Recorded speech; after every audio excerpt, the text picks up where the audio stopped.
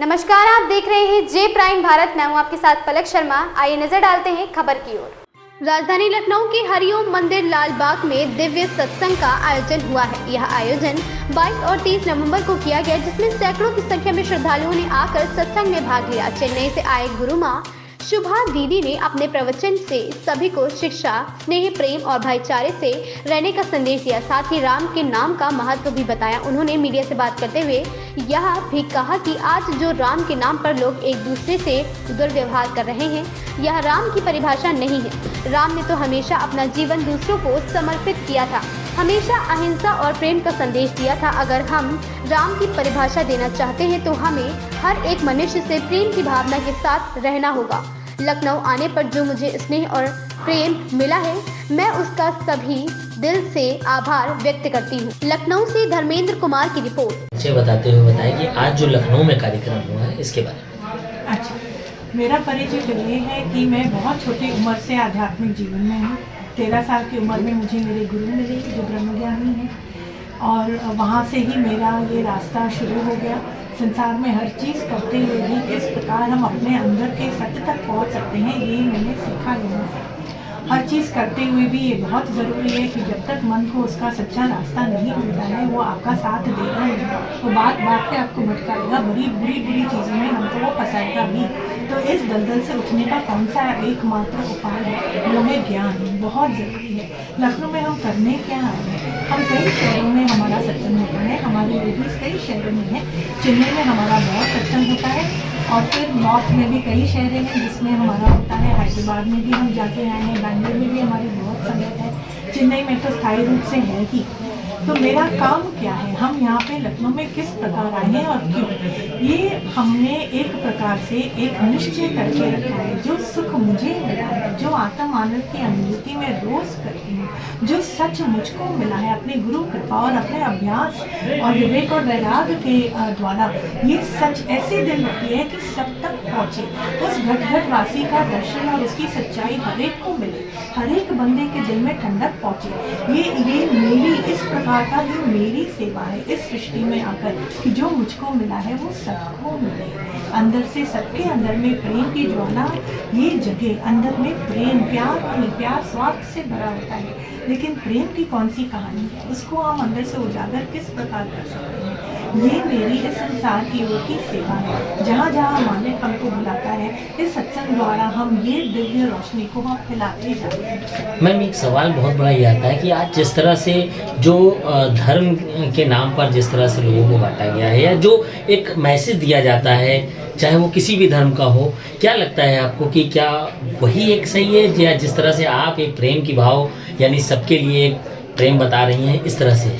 देखिए, धर्म और अधर्म की कहानी ही एकदम बिखर गई है। किसी को मालूम ही नहीं है कि सच्चाई में धर्म होता क्या है, कि कौन सी बात है, क्योंकि दिमाग को कोई ठोर नहीं, किसको कोई दिशा मिली ही नहीं है। सच्चा धर्म क्या है? क्या बोला कृष्ण ने अर्जुन को कि तू अपना धर्म निभा। तो धर्म क्या है?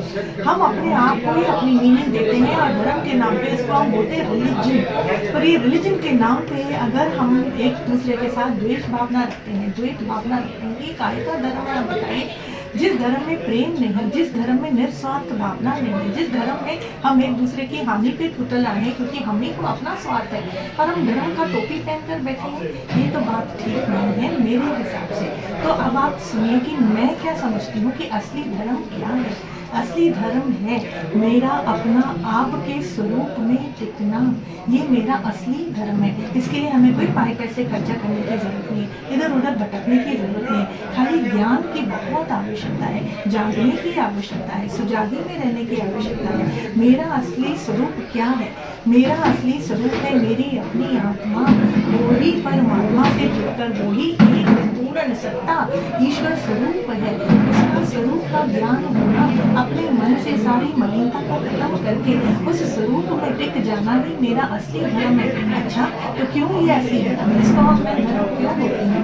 क्योंकि जब तक आप अपनी आत्मिकता के स्वरूप तक नहीं पहुँचोगे, तब तक आपसे कोई अच्छी बातें होंगी तो होंगी कैसे? सिंपल सी बात है। अगर मन के अंदर में ये खुलासा हुआ ही नहीं है, आत्मा का गुण क्या है और बताए? आत्मा का गुण है विशालता, अति सूक्ष्मता का पवित्रता, निस्वार्थ भावना, ये है आत्मा का सारा गुण। जब तक हमको वो ज्ञान ही नहीं मिला है जो मैं वहाँ तक पहुँचूँ, तो मेरे अंदर उस प्रकार का व्यवहार होगा कैसे?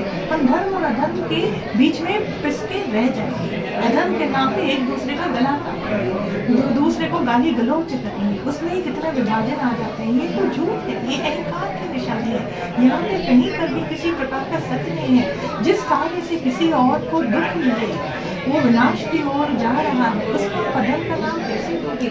अच्छा, तो रिलीजन के नाम पर बहुत बड़ी इंडस्ट्री चल रही है और मेरा उससे कोई काम नहीं है। मैं रिलीजन को खाली एक प्रकार से समझती हूँ और वो है टू रीच माई गोल।